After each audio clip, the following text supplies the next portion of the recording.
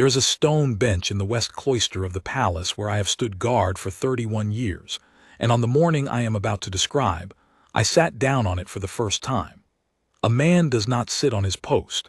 In 3 decades I never once let my shoulders touch a wall, never once shifted my weight to ease a knee that had begun, these last winters, to argue with me on cold mornings. But that morning was the last morning. My tunic was pressed and buttoned as it had always been. The brass caught the pale light coming through the high windows, and the sword at my hip was clean, and none of it belonged to me any more. By noon, a younger man would stand where I had stood. So I sat, an old soldier on a cold bench, and I let myself remember the thing I had promised for 11 years never to tell. My name is Elric Vaughn. I was a guard of the royal house of Harrogate in the service of King Elric and before him of his father, and I was the sort of guard whose name no one is meant to learn. That is the whole art of it, you understand. You are furniture that breathes. You are the straight line at the edge of every ceremony, the shape the crowd's eye slides over on its way to the crown. If a guardsman is doing his work well, he is invisible, and if he is remembered at all it is as a posture, a stillness, a red and black column at a doorway.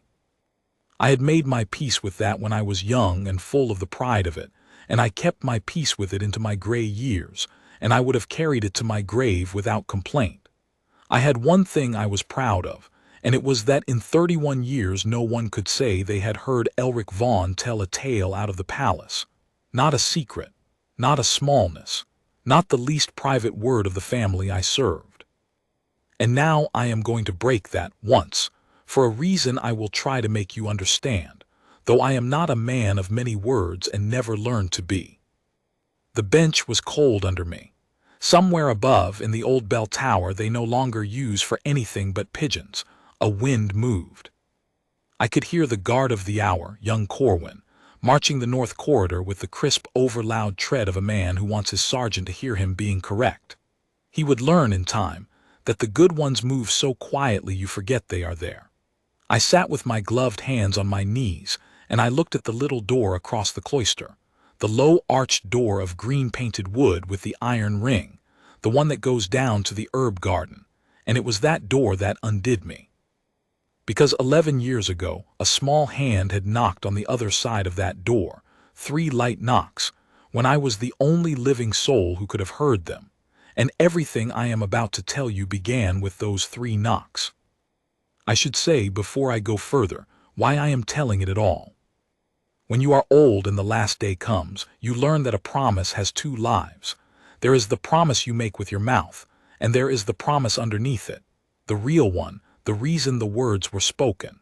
And sometimes, if you are lucky and you live long enough, you understand that keeping the words would break the reason, and you are given the chance to choose which one you serve. I made a promise to a child of 9 that I would never tell what she did in the dark. I kept those words for 11 years, through a season when telling them would have made me a hero in some eyes and a fool in others, through a season when I could have sold them for a comfortable retirement, through the long gray seasons when no one asked and I could have simply forgotten. I kept them because a promise to a child is the heaviest kind there is, heavier than any oath to a king, and a man who breaks it deserves the contempt of every honest heart. But the reason underneath the words was never silence. The reason was her, and she is not a child of 9 anymore, and the thing I was protecting her from has long since blown away like the smoke it was. And there is a young woman now, Princess Malin, 24, married this spring, standing tall and clear-eyed at her father's right hand, who does not know what I know about the bravest night of her childhood. And I have come to believe, sitting on that cold bench, that she ought to know. That the house ought to know.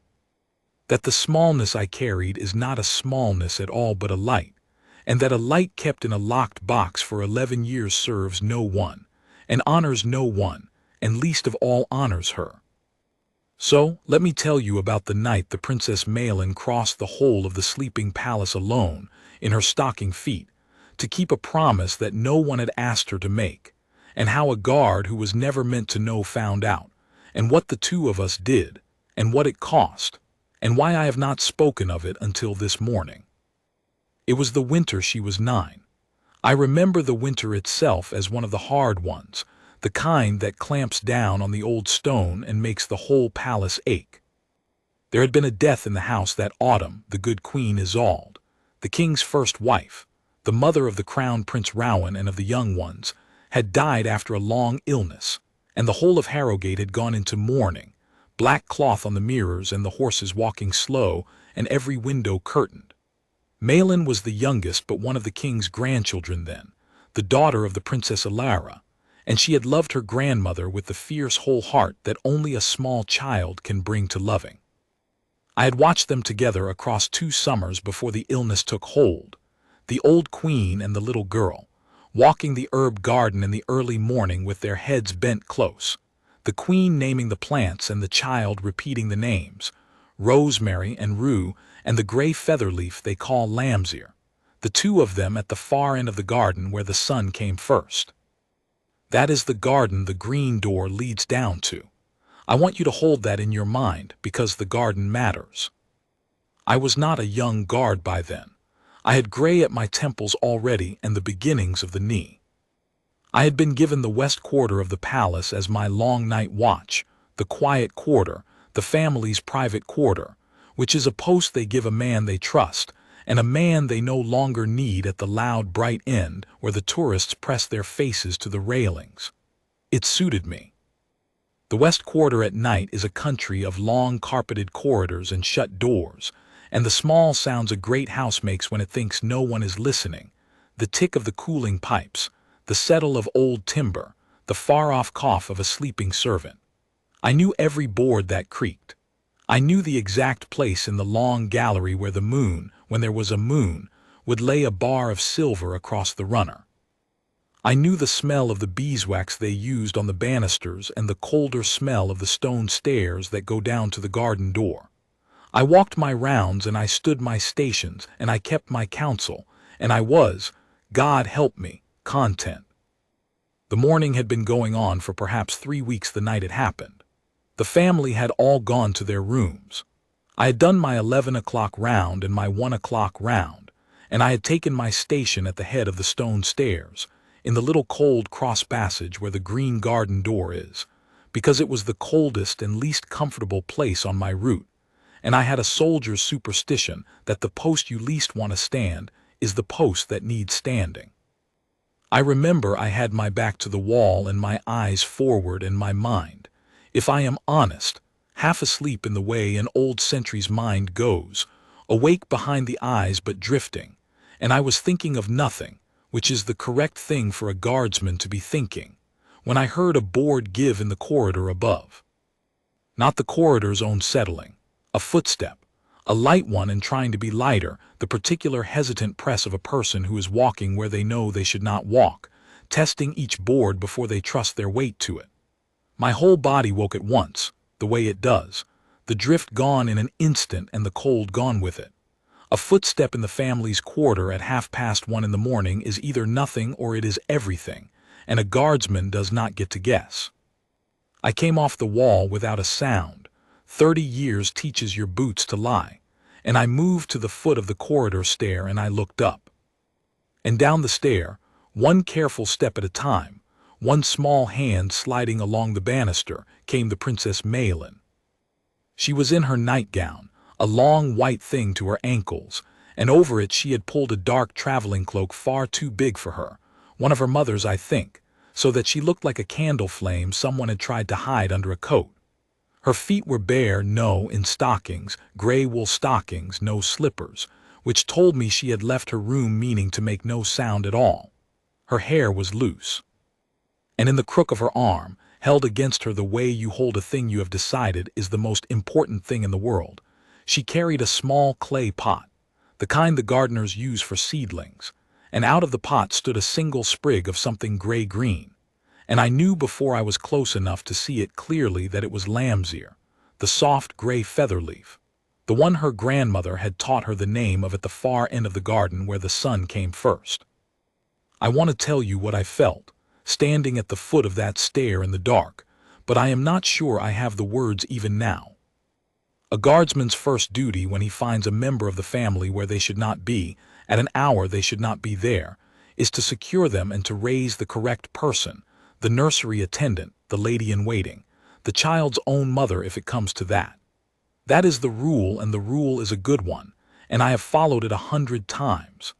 A sleepwalking child on a stone stair is one bad step from a broken wrist, or worse.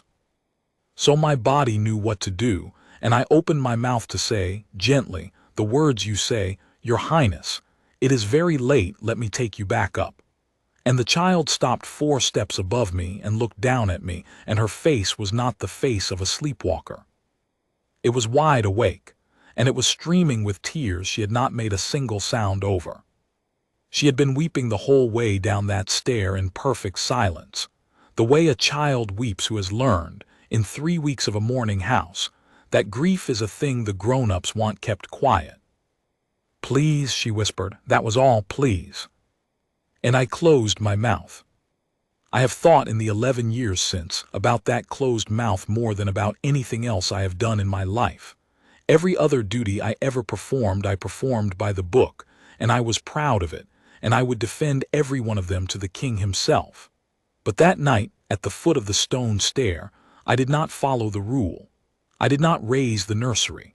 I did not secure the child and hand her up the chain of her keepers.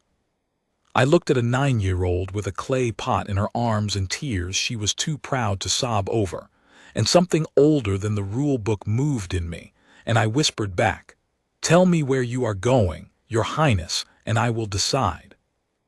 I did not promise to help her. I want to be exact about that because the exactness is the whole of the honor of it. I did not promise anything yet. I said I would decide. A guardsman who abandons his judgment is no use to anyone. But a guardsman who has no heart to bring to the judgment is worse than no use. He is a danger. And the trick of the whole trade, the trick they cannot teach you and you must find for yourself over long years, is to keep both, the rule in one hand and the heart in the other, and to know, in the rare terrible moment, which one the moment is asking for. She came down the last 4 steps. She stood in front of me, and she was so small, the top of her head not to my chest, and she held up the little clay pot as if it were evidence in a trial, which in a way it was. "Grandmother's plant," she whispered, "the soft one she showed me. It grows at the end of the garden where the sun comes first," and she said. And here the child's voice went, the way a child's voice goes when the thing they are trying to say is too big for the throat that is trying to say it, and she pressed her lips together and mastered it, and I have seen grown soldiers fail to master less. She said the frost would kill it if no one covered it. Every hard night.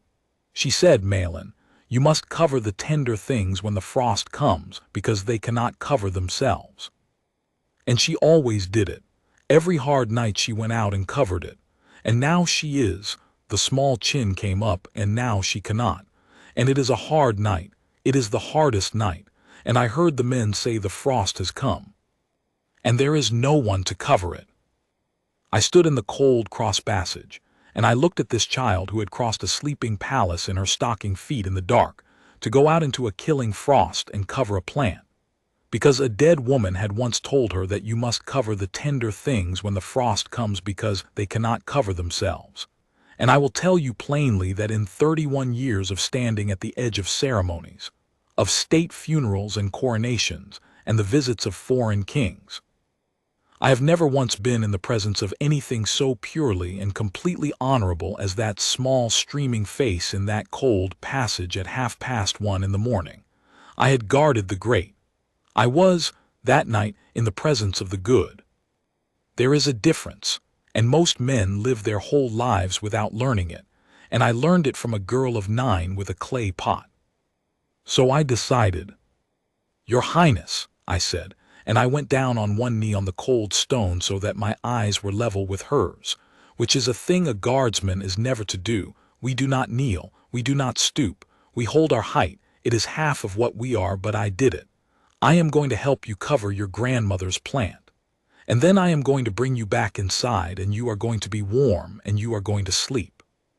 But you must do exactly as I say, and you must be quick, and you must be quiet as the grave. Can you do that? She nodded, one nod hard a soldier's nod. She had stopped weeping the instant I said the word asterisk help asterisk, as if the tears had only been the pressure of carrying the thing alone, and now that the weight was shared she had no more need of them. I have thought about that, too, in the years since. How much of a child's crying is only the loneliness of a burden. Share the burden and the crying stops.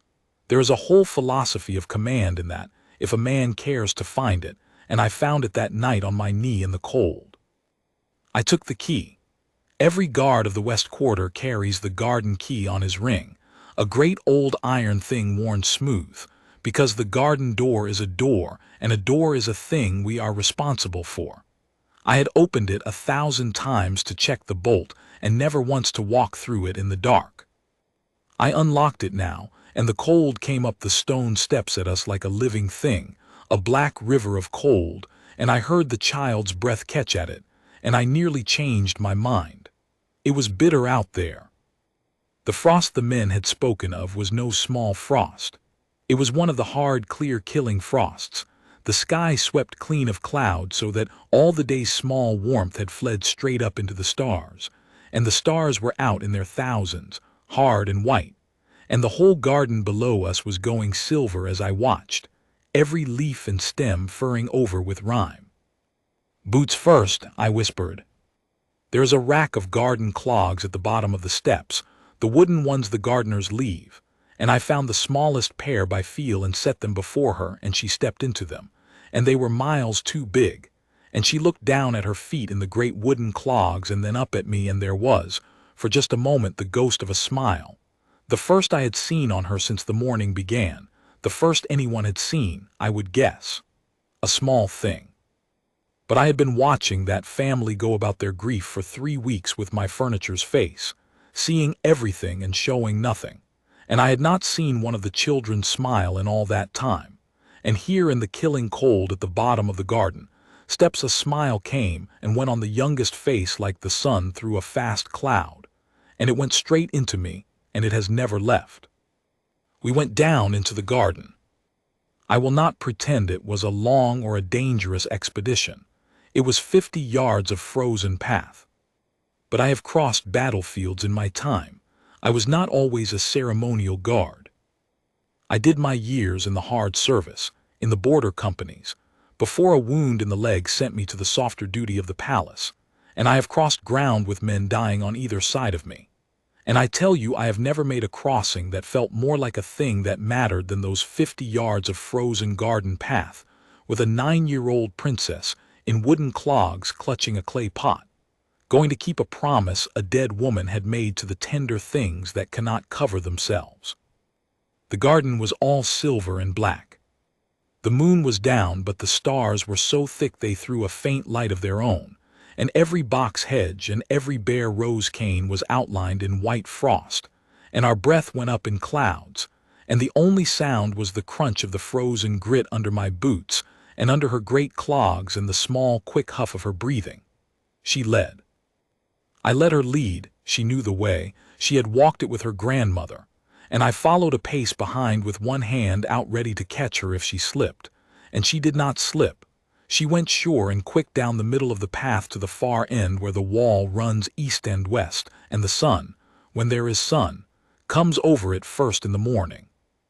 And there, in a raised bed against the warm south face of the old wall, in a straggle of gray stems gone silver-white with frost, was the lamb's ear. It was dying. Even I could see it. The soft gray leaves that are meant to be like a lamb's ear, like gray velvet, had gone limp and dark at the tips where the frost had already bitten them, and the whole plant had a beaten look, a look I have seen on the faces of men who have taken a wound they do not yet know is mortal. The child knelt down in front of it in the frozen bed, in her mother's too big cloak and her wooden clogs, and she made a sound I will never forget, a small broken sound of pure dismay, because she thought she was too late. "It's not dead," I said. I did not know if it was true. I am no gardener. But I knelt beside her and I put my bare hand. I had stripped off my white glove, the ceremonial glove, and pushed it in my belt because you cannot do close work in a dress glove. I put my bare hand against the earth at the root of the plant, and the earth was cold, but it was not frozen through, not yet. There was still a little held warmth in it from the wall's south face, and I said, "Feel. The ground still has warmth in it. The root is alive. It is only the leaves that have taken the frost, and leaves come again. We are in time, but we must cover it now this minute before the ground gives up the last of its warmth. Do you have your cover?" She had thought of everything. Under the cloak, tucked against her body to keep it from the wind, she had a square of oiled cloth. She had taken it, I learned much later, from the nursery cupboard where they kept it to spread under the little one's paint boxes, and she had folded it small and carried it the whole way, and she brought it out, and it was creased and warm from her body. And between the two of us we spread it over the raised bed, and we anchored the corners with the cold stones that lay along the border, 4 stones. 1 to each corner, her small hands and my old ones working together in the starlight, and we tented it up in the middle with the empty clay pot turned upside down so the cloth would not lie flat on the leaves and freeze to them, which was her idea, not mine. Grandmother made a little tent. She never let it touch the leaves, and when it was done we sat back on our heels, the guardsman and the princess, in the killing frost at the end of the sleeping garden, and looked at the small gray plant made safe under its little peaked roof of oiled cloth, and neither of us said anything for a while.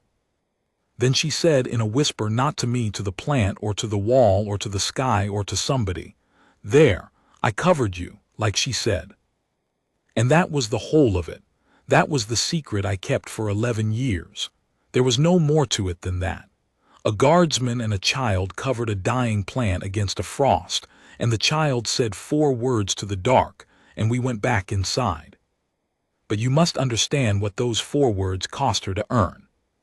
She had lain awake in her bed in a morning house and heard the men say the frost had come, and she had known, alone in the dark, with her grandmother 3 weeks in the ground, that there was one small tender thing in all the world that had been her grandmother's particular care, that could not cover itself, and that no one now would think to cover, because who thinks of a plant when a queen has died?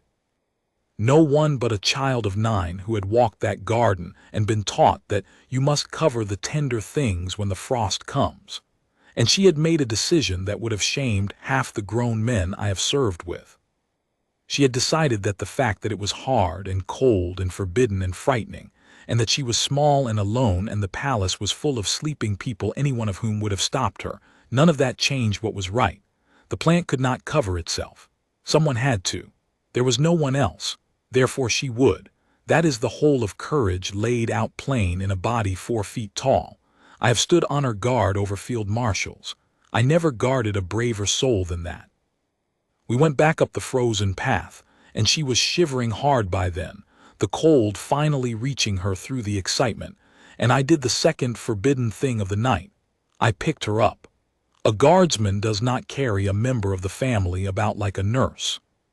But she was blue-lipped and stumbling in the great clogs, and the steps were slick with rime, and I picked her up and she weighed nothing, nothing at all, a bundle of cloak and cold, and she put her arms around my neck without a word and her cold cheek against my collar, and I carried her up the stone steps and locked the garden door behind us one-handed, and I set her down in the warm cross passage and took the clogs off her half-frozen feet and rubbed some life back into them with my bare hands. And she stood there swaying and half asleep now that the thing was done, the whole burden lifted, the promise kept. "You must go up to bed now, Your Highness," I said, "and in the morning the plant will be there, and the frost will not have had it, and no one need ever know you saved it. That can be your secret. A person is allowed to do a brave thing and tell no one. Sometimes that is the bravest way of all." She looked up at me with her heavy, sleepy eyes, and she said something then that I did not fully understand for years, and that I understand completely now. "Will you keep it too?" she said. "The secret, both of us, so it's not just mine." Because a secret carried alone is a lonely thing, and she had learned in 3 weeks of a quiet morning house exactly how heavy a thing carried alone can be. She did not want to be brave alone anymore. She wanted a witness. Not a rescuer, she had done the deed herself, The covering was hers. I had only unlocked a door and warmed her feet, but a witness, someone who knew. So that the bravest night of her small life would not vanish into the dark unseen, as if it had never happened at all. I will keep it, I said. As long as I live, I promise you. It is your secret and mine, and I will never tell it to a living soul unless you tell me I may. Promise on your sword, she said. I have been ordered to do many solemn things in the king's service. I have never done one more solemn than that. I drew my sword there in the cold cross passage, the old dress sword that had never in its life done anything but flash in a parade, and I held the hilt of it out to a 9-year-old in a stocking feet, and she put her small cold hand flat on the flat of the blade, and I said, "On my sword, and on my honor, and on the memory of your grandmother the queen, I will keep your secret until you free me of it or until I die." And she nodded, satisfied, a commander who has received a proper oath from a proper soldier, and she took her hand off the blade and turned and went up the stair to her bed, one hand on the banister, and at the turn of the stair she looked back once, and I was standing at attention with my sword still drawn, the way you stand for a person of the very highest rank. And she saw it and she understood it, and she gave me one grave small nod back, and she was gone. I sheathed my sword.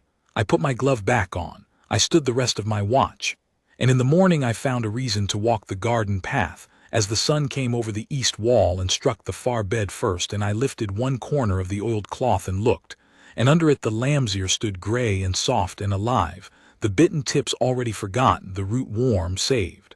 I put the corner back. I told no one. I kept my oath for 11 years. But the keeping of it, as I said, was not the end of the story. It was only the beginning of the harder part. A promise is easy to keep in the year you make it.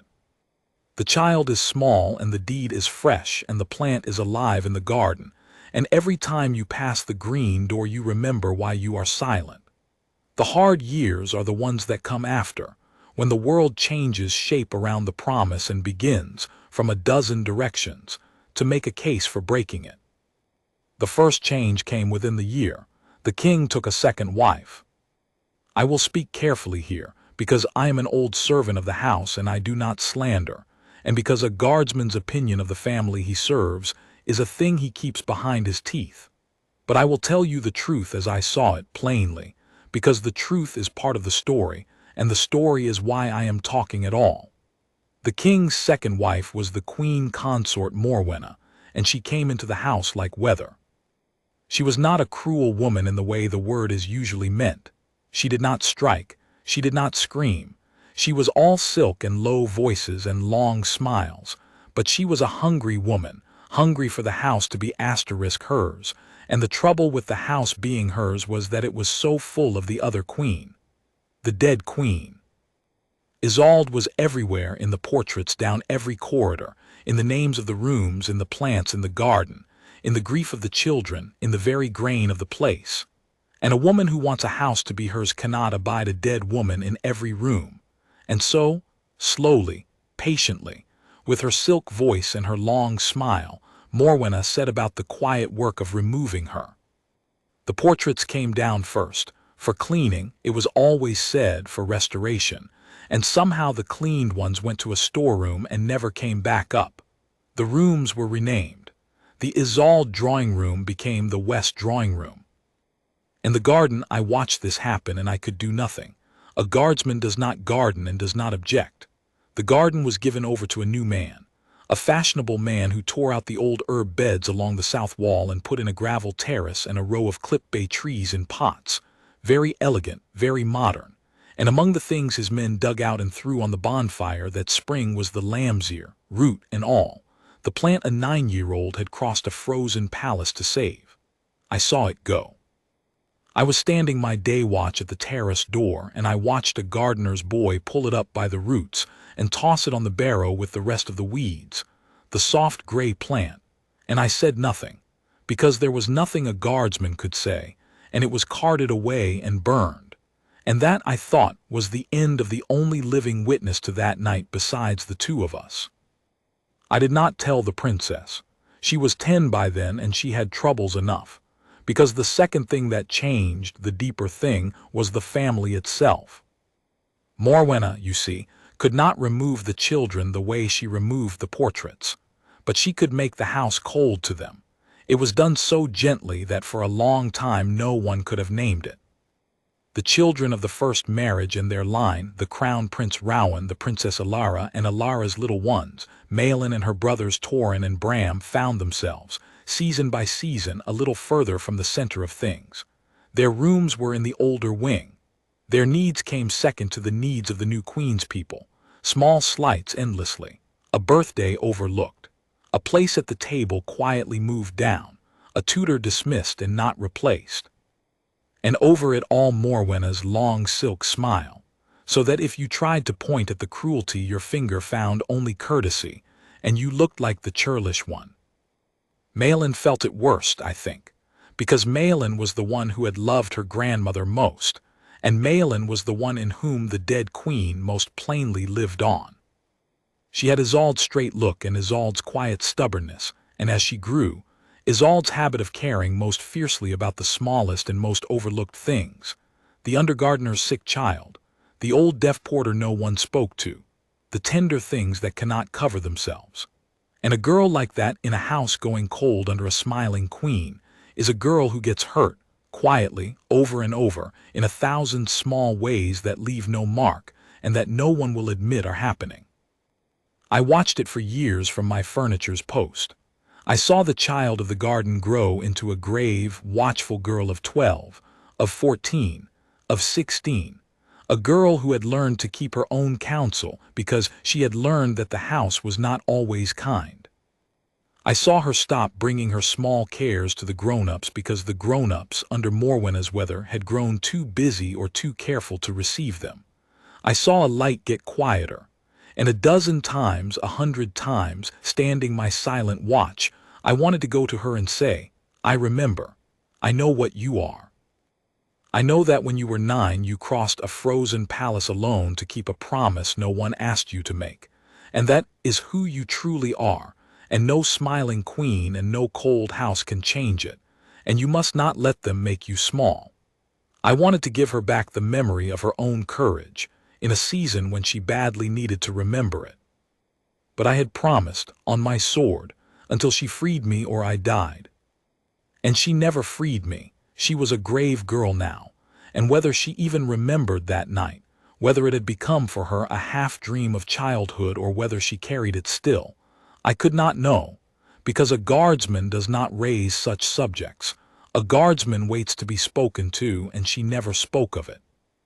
So I held my tongue, and I held my post, and I let a light go quiet in front of me because I had given my word to the child that the light had once been, and I have wondered many times whether that was honor or cowardice, and I still do not entirely know. That was the long gray middle of it, years of holding my tongue. And then, when Malin was 17, the promise stopped being a private ache and became a public danger, because Morwenna's long, quiet campaign came at last to the open. There was a matter of a portrait, of course there was. It is always the portraits with that woman. The last great portrait of the Queen Isolde, the state portrait, the one that had hung at the head of the grand stair since before I entered service, the one that could not simply be quietly disappeared because the whole realm knew it, came due for the cleaning that had swallowed all the others. And this time the Crown Prince Rowan, who was a man grown now and no longer a boy to be managed, put his foot down. He gave an order through the proper channels in writing. His mother's state portrait was to remain where it hung, and no hand was to move it. And Morwenna, smiling, said of course, naturally, how touching. And 3 nights later she sent men to take it down. They came at night, which tells you they knew, and the guard on the grand stair that night was me. There were 4 of them, 2 of the Queen Consort's household men and 2 porters with a padded frame and a barrow, and at their head, in a dark cloak over her nightdress, came the Queen Consort Morwenna herself, which surprised me, because she was not a woman who usually let herself be seen doing the thing she wanted done. She liked her cruelties at arm's length. But she wanted this one badly enough to come in person, in the dark, and that told me something about how much the dead queen's face at the head of that stair had come to gall her. I was standing my post at the newel of the grand stair, directly beneath the portrait, and I did not move as they came up. Morwenna stopped 2 steps below me and looked up, and her long smile came out. "Vaughn, isn't it?" she said. She knew every name in the house when she chose to. It was one of her arts. "You may stand aside. My men have work to do here." "The portrait, Your Majesty," I said. "The portrait, it is going down for cleaning at last, long overdue." The smile did not waver. "I have an order regarding this portrait, Your Majesty," I said. "A written order, lodged with the guardroom from His Royal Highness the Crown Prince. The portrait is to remain where it hangs. No hand is to move it." The smile stayed on her mouth, but it went out of her eyes, the way a lamp goes out but the glass stays warm a moment. "The Crown Prince," she said, "is not the master of this house. The king is, and in matters of the household the king's consort speaks with the king's voice. You will stand aside, Vaughn, and let my men do their work, and we will forget you were tiresome about it." Here is where the years of holding my tongue about a garden and a plant taught me the thing I needed. Because I had spent 11 years, 8 then, at that point, learning the exact difference between the order you obey and the order you refuse, learning it in the hardest school there is, the school of a promise you must keep in silence while the world tells you to break it. And I knew, standing under that portrait, precisely where I stood. "Your Majesty," I said, and I kept my voice level and low, the guardsman's voice, the voice with no heat in it, because heat is what they want. Heat is a thing they can call insolence, and a cold level voice they cannot. "I hold an order from the Crown Prince in his own hand, lodged and witnessed. I hold no order from His Majesty the King in any hand regarding this portrait. If His Majesty wishes the portrait moved, His Majesty has only to say so, through the proper channel, and I will move it myself gladly with my own hands. But until I hold that order, the one order I do hold stands, and it says the portrait does not move. I am sorry to be tiresome. It is my post." She looked at me for a long moment. I have been looked at by hard men, and I did not flinch, and I did not flinch now. And then she did the clever thing, the thing that showed me what she truly was, because a lesser cruelty would have raged, and Morwenna did not rage. She smiled again, the full smile, and she said softly so that only I could hear it, "You are very loyal to the dead, Vaughn. It must be a comfort to you. Tell me, are you as loyal to the living? To the little princess, for instance. Malin, such a sad, strange girl. People do talk. They say she wanders the house at night. They say she is not quite settled. A girl like that, they say, needs watching. It would be a shame if the things people say about her grew. If, for instance, some story came out, some story of the child creeping about the palace in the dark years ago, doing who knows what, a story like that in the wrong mouth could do a fragile girl a great deal of harm. You take my meaning. You are a man who guards this house. You should think about what it is you are guarding, and whether standing under a dead woman's picture is really the best use of a loyal man." And she turned, and she took her men and her barrow away down the stair, and left the portrait where it hung. I did not move for a long time. I stood under the painted face of the Queen Isolde, who had once walked a garden with a small girl and taught her to cover the tender things, and I understood 2 things at once, and they were both terrible. The first was that Morwenna knew, not the whole of it, not the plant, not the oath, but she knew something. She knew there was a story of Malin creeping about the palace in the dark. There had been a rumor over the years. The nursery attendant had discovered the next morning after that night that the child's bed had been slept in only at the edges, and the cloak was gone from her mother's room and the paint cloth from the cupboard. And though nothing had come of it, though the child said nothing and I said nothing, and the plant's rescue was never connected to it, a thread of a rumor had drifted through the servants' hall and never quite died. The little princess walks at night. And in a house where the mad old fear of madness in the blood was a thing people whispered about, a rumor like that, in the mouth of a woman like Morwenna, was a weapon. She was telling me she had it, and that she would use it, and that the way to make her not use it was to stand aside from the portraits and let her have the house. And the second thing I understood, and this is the heart of the whole matter, this is why I sat on a cold bench on my last morning and could not stop remembering, was that I held the answer. I held in my keeping the one thing that could turn that weapon in Morwenna's hand into nothing at all. Because the true story of why Malin walked the palace that night was not a story of a strange, sad girl who needed watching. It was the most honorable story I knew. If the world learned that the child had crossed a frozen palace to keep a dead queen's promise to a dying plant, no whisper of madness could stand against it for a single hour. The truth I was sworn to keep silent was a shield that could have covered Malin against every cruelty Morwenna could devise. I had the shield. It was in my hand, and I had promised, on my sword, never to raise it unless she freed me. That was the trap the years had built around my promise. In the beginning, the promise cost nothing but silence. Now the silence itself had become a danger to the very girl the silence was meant to honor. To keep my word was to leave her undefended against a slander that my word alone could disprove. To break my word was to betray the trust of the child who had put her hand on my blade.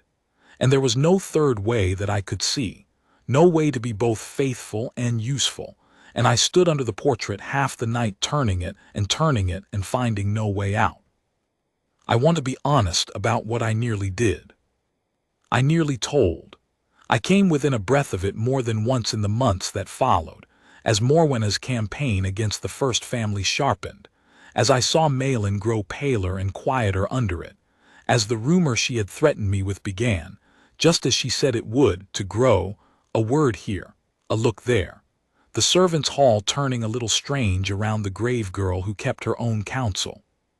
I told myself that the promise had been made by a child of 9 who could not have foreseen any of this, that a promise to protect a secret cannot bind you to let the secret harm the one it was meant to honor, that the reason underneath the words was the girl herself, and I would be serving the reason by breaking the words. All of that was true. I have come to believe all of that is true, and I nearly did it.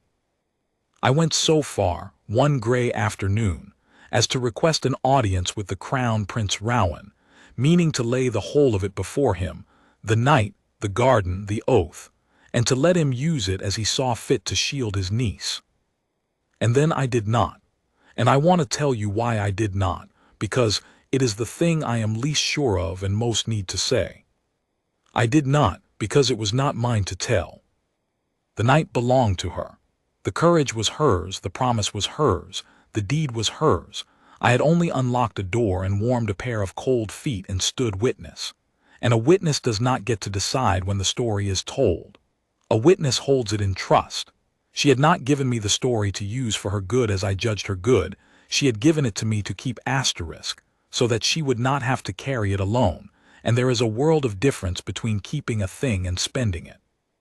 If I broke the oath, even to shield her, even with the purest intent in the world, I would be doing to her the very thing that everyone in that cold house was doing to her, deciding over her head without her what was best for the strange, sad girl who could not be trusted with her own affairs. I would be one more grown-up managing her, and she had had enough of being managed. If the shield was to be raised, it had to be raised by her, or with her leave, or not at all. So I withdrew the request for the audience, and I did a thing instead that I could do without breaking my oath, and it is the only thing in this whole long story I did entirely right, and I will tell it now. I have not told you the truth about the plant. I said the gardeners burned it, root and all, that spring when Morwenna's fashionable man tore out the herb beds, and that I stood at the terrace door and watched it go on the barrow and said nothing. All of that is true, but it is not the whole of it. Because the night before they came for the beds, I had heard the gardeners talking. I always heard everything. It is the guardsman's one great gift. The night before, I went down into the garden on my own watch in the dark, alone. An old soldier with a garden trowel he had begged off the potting shed and a clay pot he had washed out with his own hands. And I knelt at the raised bed against the south wall where a girl of 9 and I had once made a little tent of oiled cloth, and I took a cutting. I am no gardener, I have said. But I had listened over the years to the gardener's talk, and I knew that the soft gray plant, the lamb's ear, is one of the humble ones that will grow again from almost nothing, a piece of root, a low stem pressed into earth.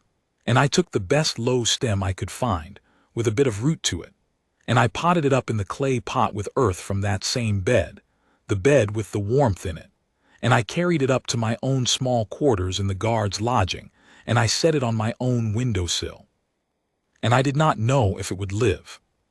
It lived, of course it lived. It is a plant that covers itself, or nearly. It is one of the tough, tender things, tender to look at and tough at the root, which is a thing I have noticed the very best people also are. And it took to the pot, and it spread, and it thrived on my windowsill in the guard's lodging through all the gray years, the one living witness to that night, kept in secret by an old man who had promised to keep a secret. And every hard frost I brought it in from the sill, and every mild spring I set it out. And I covered the tender thing because it could not cover itself, and there was not a single frost in 8 years that I let take it, because a promise, once it has hold of you, gets into everything. That was the private part, and it harmed no one and broke no oath, and it was between me and the plant. But in the year that Malin turned 17, in the season of the portrait and the threat and the growing rumor, I found the one lawful use I could make of it. I took a cutting from my windowsill plant, a good-rooted piece, in a small plain clay pot, the same kind of gardener's seedling pot she had carried down the stair 8 years before, and on a mild morning in early spring, when I knew the Princess Ilara's family were at the old wing, I gave the pot to the one person in the house I trusted entirely, an old under-gardener named Pell who had served Isolde and hated Morwenna in his quiet way, and who owed me a good turn from long back. And I asked him to leave it, without a word, without a name, on the sill of the Princess Malin's window, the outside sill, where she would find it. And I asked him to leave it there and never say who sent it, and to swear he never would, and he did, and he never did, and he is dead now these 3 years. God rest him, the last man besides me who had any part in this, so I am the last, which is another reason I am telling it. I did not send a note. I could not, a note would have been a telling, and I had sworn not to tell, and besides, no words were needed. I trusted the plant to speak. I trusted that a girl of 17 who had crossed a frozen palace at 9 to save that exact plant, that soft gray feather leaf that her grandmother had named for her at the end of the garden where the sun comes first, would look at a small clay pot of it left on her sill by no hand she could name, and would know, would remember, would understand that somewhere in the cold house there was one soul who knew what she truly was, who had not forgotten the bravest night of her life, who was holding it safe for her still. I could not tell her the memory, but I could give her back the plant, and let the plant remind her of the memory, and let her draw from her own past courage the strength to meet her present cruelty. It was the most I could do without breaking my word. It was, I have decided, exactly the right amount. I never spoke to her of it. I do not know to this day, with certainty, that she understood, but I believe she did, because I was on the grand stair the morning after Pell left the pot, and the Princess Malin came down the stair to the day's business with her family, grave and quiet as she always was, and as she passed my post she stopped. She had never stopped at my post in 8 years. She stopped, and she looked at me, only for a moment, only the length of a held breath, and there was something in her grave gray eyes that I had not seen there since she was 9 years old at the foot of the garden stair, a kind of light, a kind of, she said, cover the tender things, and she did not speak, and I did not speak. A guardsman does not speak, and neither did she, but she gave me one small grave nod, exactly the nod she had given me at the turn of the stair on the night of the frost. The commander's nod to the soldier who has kept his post, and she went on down and out to her day, and her back was straighter than it had been in a year. That was all. That was the whole of our communion for the next 4 years, a plant on a sill, a nod on a stair. But something changed in her from that spring, and I like to think, though I will never be sure, and I do not claim more than a foolish old man's fancy, that some part of what changed was that she had been reminded who she was. Because the grave, quiet girl began, that year, to stop merely enduring the cold house and to start standing against it. Not loudly. Not the way a lesser soul would have, with tears and scenes that Morwenna could have called hysteria and used against her.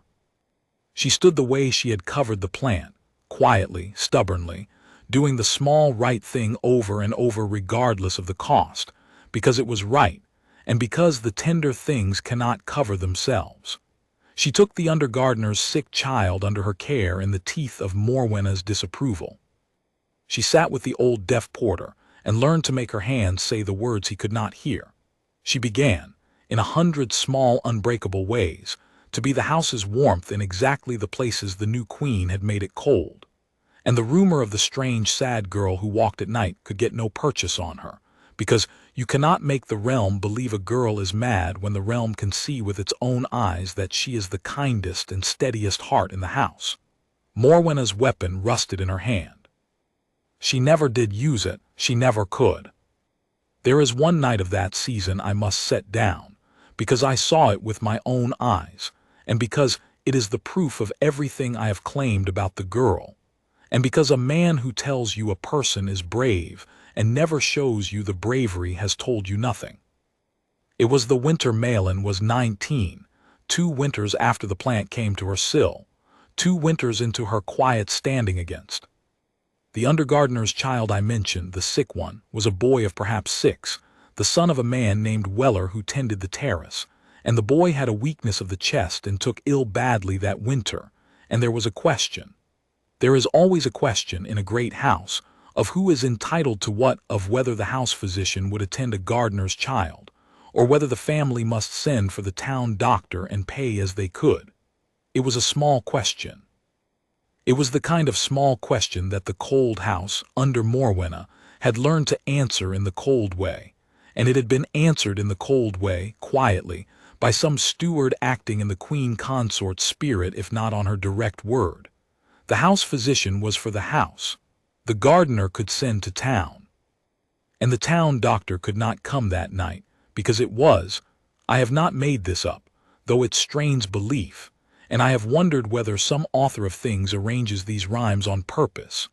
Because it was a hard, clear, killing frost, one of the worst of the winter, the roads iced to glass, and the messenger sent to town came back at midnight to say the doctor would come at first light if the roads allowed and not before. And the gardener Weller stood in the servants' passage with his cap in his hands and his sick boy burning up in the lodge across the frozen yard. And no one in the great warm house would send the house physician the 50 yards across the ice to look at a gardener's child, because that was not how the cold house worked. I was on my night watch in the west quarter, and I saw the Princess Malin come down.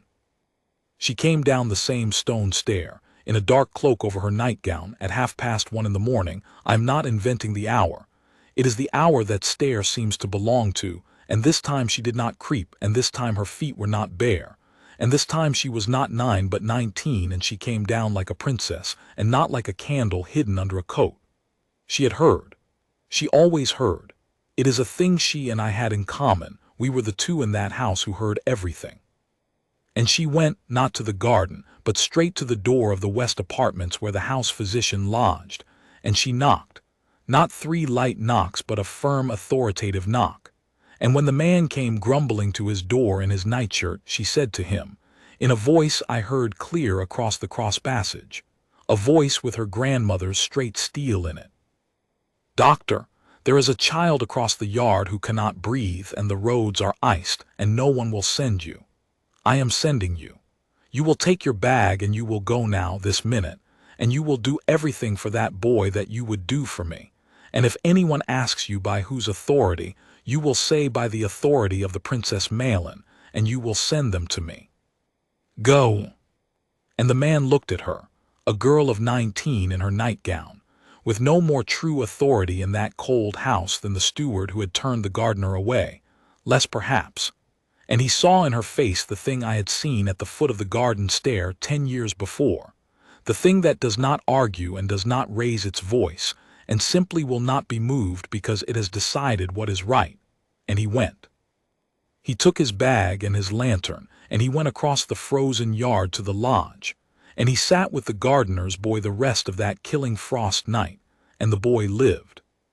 The boy is a strong lad of 16 now, and works the very gardens his father worked. And he does not know, I think, that he lives because a princess of 19 came down a cold stair at 1:30 in the morning, and covered a tender thing that could not cover itself. I stood my post through all of it, and I said nothing and did nothing, because there was nothing a guardsman needed to do. She needed no unlocking of doors and no warming of feet that night. She was grown. She did it all herself. But as she passed my post going back up the stair, near 2 in the morning, her work done, she slowed. She did not stop. We had our silence still. The plant had come, but we had never spoken. She only slowed half a step, and she looked at me sidelong, and I looked at her, and neither of us said one word. But everything was in it. She knew that I knew.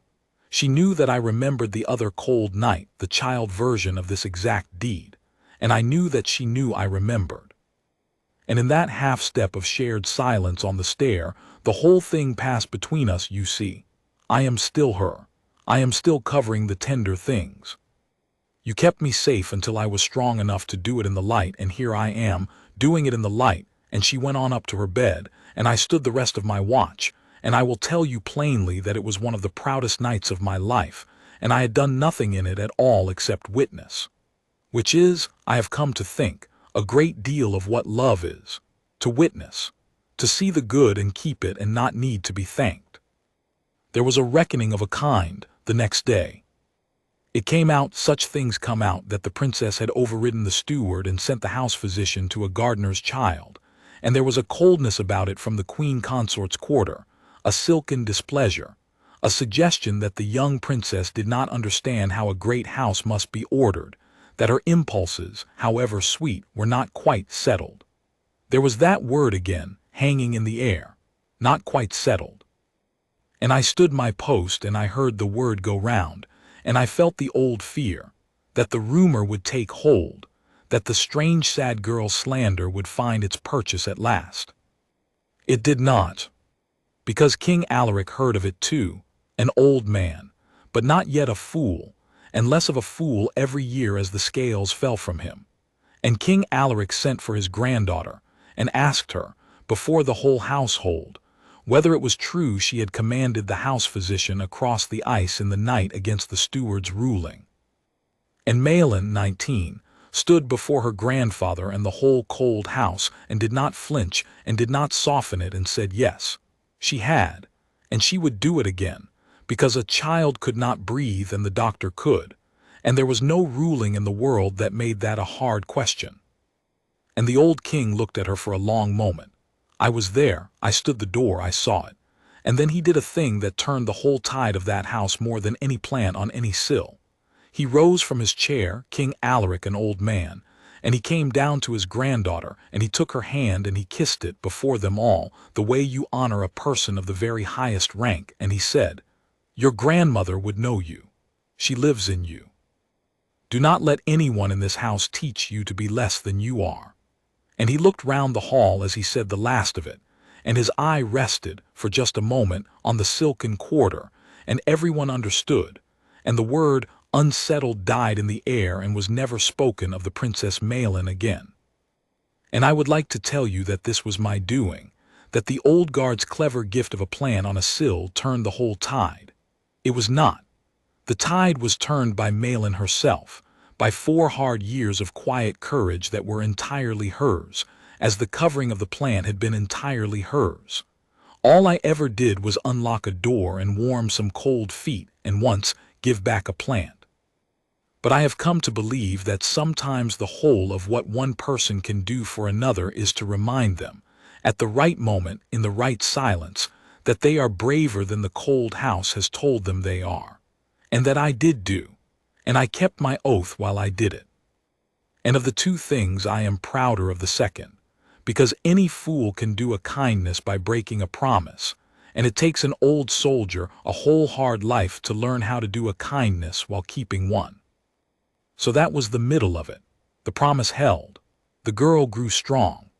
The cold house warmed a little at the edges wherever she stood, and I truly thought that the story was over, that I would carry my oath quietly to the end of my service and into the ground, and that the secret of the frozen garden would die with me, unspoken, and that this would be right, because she had never freed me and I had sworn to keep it until she did or until I died.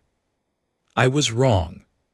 There was one more turn to come, and it came this spring, and it is the reason I am the man on the cold bench, and I will tell it now, and then I will tell you what I did this morning, and then I will be done.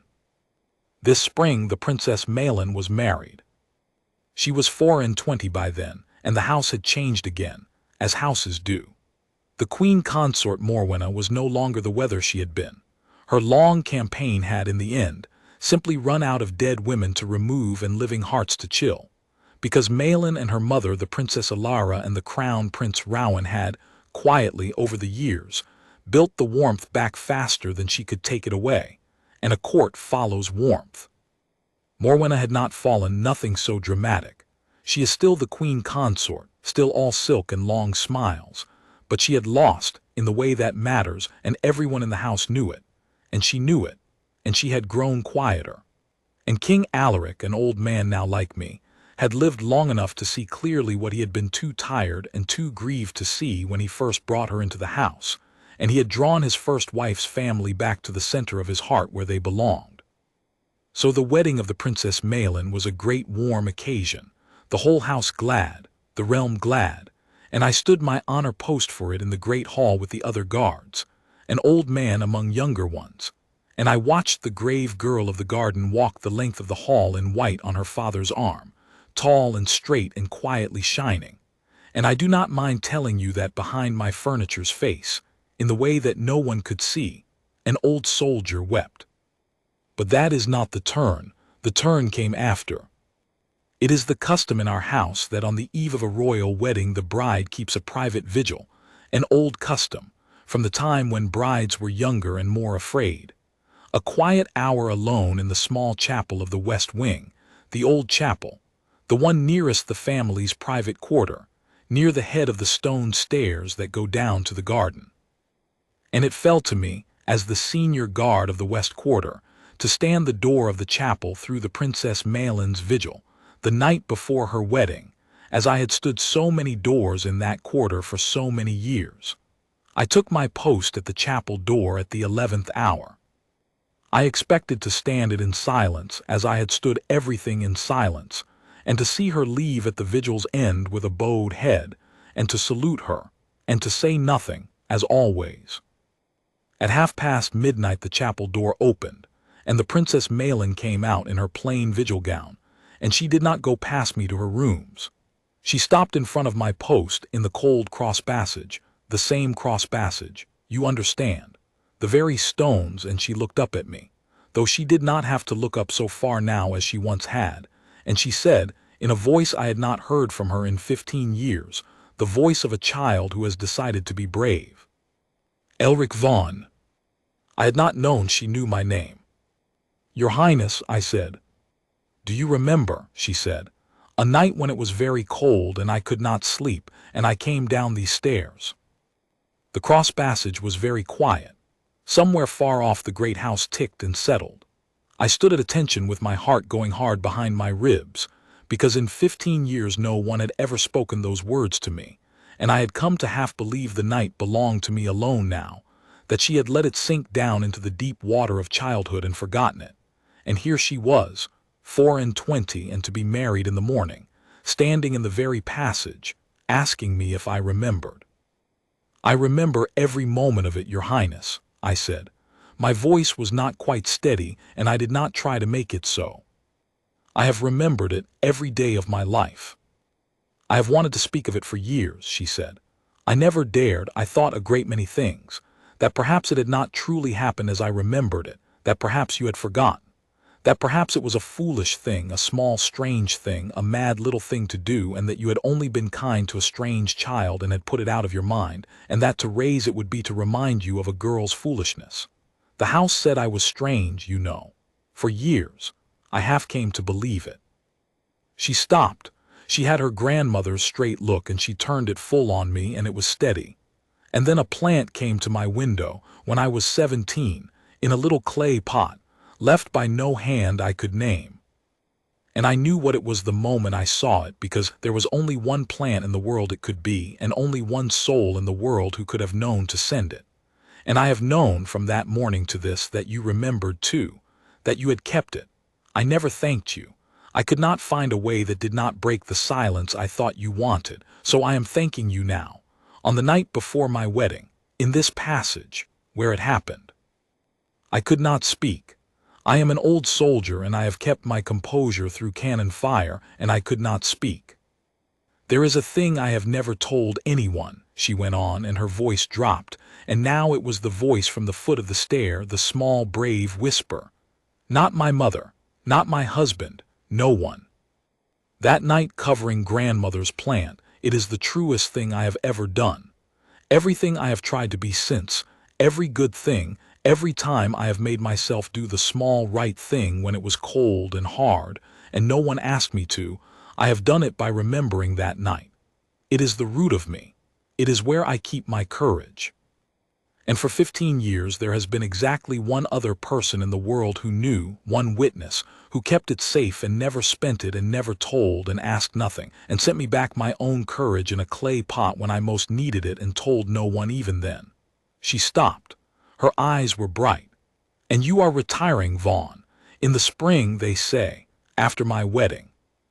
And I could not let you go without telling you that the small, strange thing you helped a strange, sad child do in the dark is the thing I have built my whole self upon. You did not just keep a secret.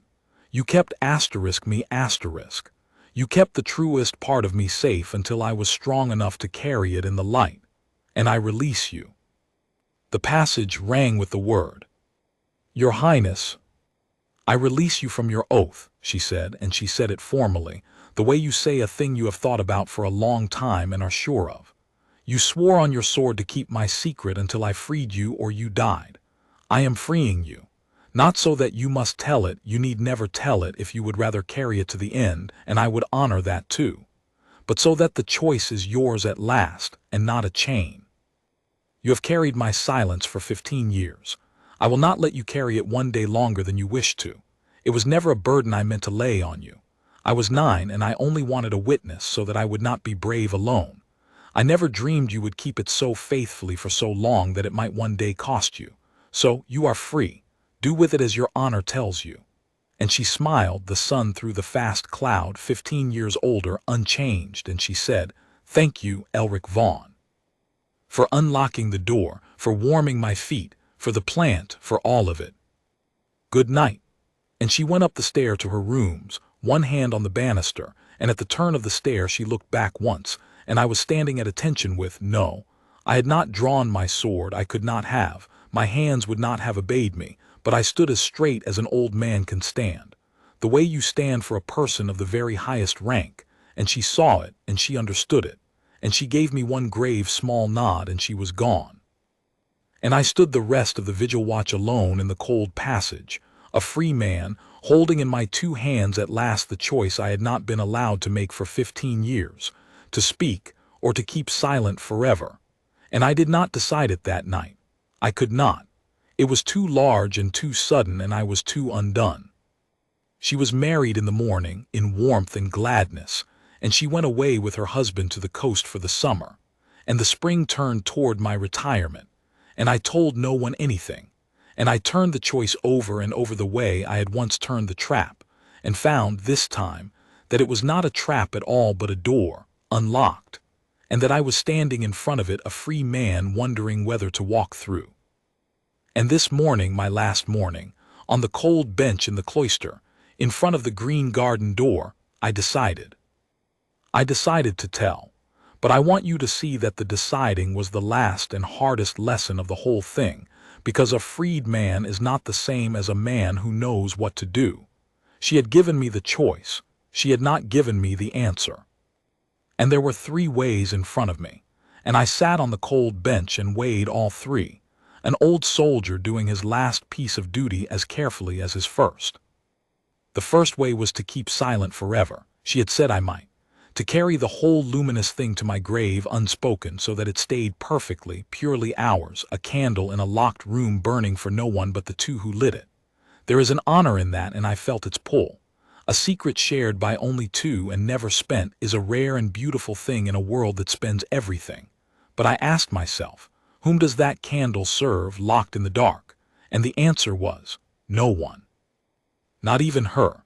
It would please only my own pride, my 31 years' pride of being the man who never told a tale out of the palace. And I had learned, the hard way in the season of the portrait, that pride is a poor master, and that a light kept locked away to burnish one old man's honor is a light wasted. The second way was the loud way, the way the world would have urged on me, to tell it wide, to let the realm know at last that the grave princess whom a cold house had once whispered was strange had, at 9 years old in a killing frost, crossed a sleeping palace alone to keep a dead queen's promise to a tender thing, to answer, publicly, finally, every unkind word ever whispered about her, and to crown her wedding spring with the proof of what she truly was. There was justice in that. It called to me. But I saw, sitting on the bench, that the loud way would take the story away from her all over again, would spend it in the market square, make it a thing the realm owned, a fine anecdote for the newspapers when it had never been the realm's to own. She had not built her courage on that night so that it could become a headline. She had built it in silence, and the silence was part of its truth, and to blast it across the realm would be to break the very thing I was trying to honor. No, not that way either. So I chose the third way, which is the quiet way, and which is the reason I have told you all of this at all, because you, whoever you are, reading or hearing this in whatever year has come, are the ones I chose to tell. This is what I did this morning. I rose from the cold bench, and I went to my small quarters in the guards' lodging one last time, and I took down from my windowsill the clay pot with the soft gray plant in it, the lamb's ear, grown these 15 years from the cutting I took the night before the beds were torn out, the last living witness besides myself to the night of the frost. And I sat at my little table and I wrote, I, who am not a man of many words and never learned to be, I wrote this whole account, the one you have been reading, every word of it in my own hand slowly over the long morning, so that the truth of that night would exist somewhere outside the failing memory of one old man. And I did not write it for the realm, and I did not write it for the newspapers. I wrote it for the house, for the family. For the king and the crown prince and the Princess Alara, and for Malin's own children when she has them, and for their children so that in the long years to come when I am dust and the cold house is warm and no one alive remembers a guard named Vaughn, there will be in the family's own keeping a true account of the bravest night of their princess's childhood, told by the one man who saw it. Not a scandal, not a wonder, an heirloom. A thing kept in the house, for the house, the way the portraits were meant to be kept, the way the good in a family ought to be handed down. And then I did the last thing, the thing I had come to the cloister to do, and it is where I will end. I did not give the account to the king, or to the crown prince, or to any of the great ones. I gave it and the plant to Malin, to her alone, because it is hers, it was always hers, and the choice of what the house shall know, and when and how belongs to her and to no one else, and I will not manage her, not even now, not even in this. I sealed the account and I set it beside the clay pot, and when she returned from the coast last week, I sent word by the one channel I trusted that the old guard who was retiring wished, if it pleased her highness, to return something to her before he went. And she came, this morning, to the cloister, to the green door. She is standing in front of me now, as I finish writing these last lines. I have asked her leave to set them down before I speak them, and she has given it, and she is waiting, grave and quiet and shining, a princess of 24 who was once a child of 9 in wooden clogs. And in a moment I will put down this pen and rise, for the last time in my life, off the bench that a guardsman is never to sit upon, and I will give her the account and the plant. And I will say to her the thing I have decided to say, which is only this. Your Highness, I am free and I have chosen. I will not tell the realm, the night is yours, not theirs. but I will not carry it into the dark either, because a light locked away serves no one. So I have written it true and given it to you to keep or to share as your own honor tells you, as I once gave you back your plant and asked nothing. You covered the tender thing when it could not cover itself. I have tried all these years to do the same for the memory of it and for you. It is the whole of what I am proud of. Take it, and live long. And when the hard frosts come, in whatever winters are left to you, remember that you have never once, not at 9 and not now, been the kind of soul that leaves the tender things uncovered. That is who you are. It is the root of you. And one old soldier was lucky enough to see it, and to keep it safe, and to give it back. And then I will salute her, not the parade salute, the other one, the deep one we keep for the very highest, and I will hand my post to young Corwin, and I will walk out through the great gate an ordinary old man in an ordinary coat, having, at the very last, told the one secret I was never meant to share, in the one way that honored the promise underneath the words rather than the words themselves. The reason was never silence. The reason was her. I served the reason. And a man who has served the true thing behind his oath, even by laying the oath down at the last with the leave of the one who gave it, has not broken faith. He has kept it, all the way to the end. She is smiling now. The sun through the fast cloud, 15 years and unchanged. I am putting down the pen. The frost is off the garden, it is spring, the tender things are safe.